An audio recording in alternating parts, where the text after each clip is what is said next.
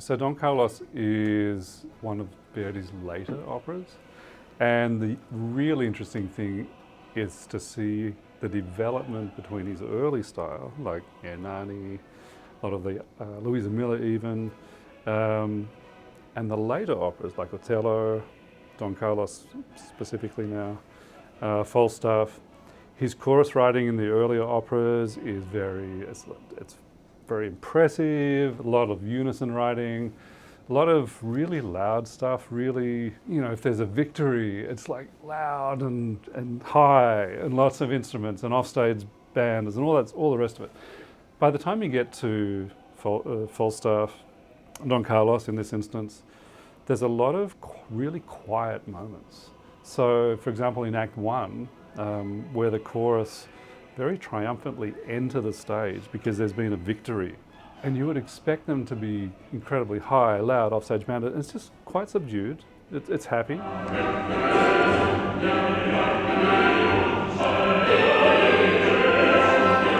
But then there's a moment where Elisabetta is betrothed to King Philip rather than her lover Carlos. And you would think at that moment they would break into this huge triumphant chorus, and they don't. This is very subdued, a very quiet moment on stage, and sublimely beautiful.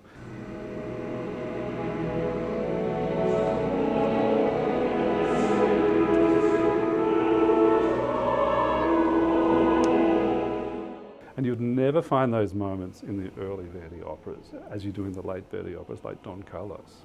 Because, when he wrote Don Carlos, he was, well into his 50s. When we have the version that we're using here at Lyric now, he's well into his 70s, I think. Mozart only lived 35 years, so we have all his operas in 35 years. With Verdi, we have this huge canon of operas over a long period of time, so you get this huge development that you just don't see with other composers. And as a chorus master, it's so exciting because you get this really loud, impressive stuff that the audience really wants to hear.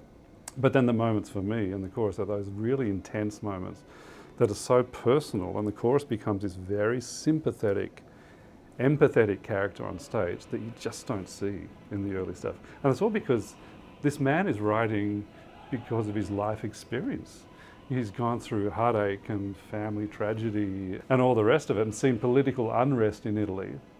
So all these things are going into the melting pot of his compositions, and they come out in his later works in a way that you just don't see in the earlier works. The extreme emotions that are played out musically and emotionally on stage, there's barely not a moment in the opera that's not riveting in some way or other. So I could highly recommend it to anyone.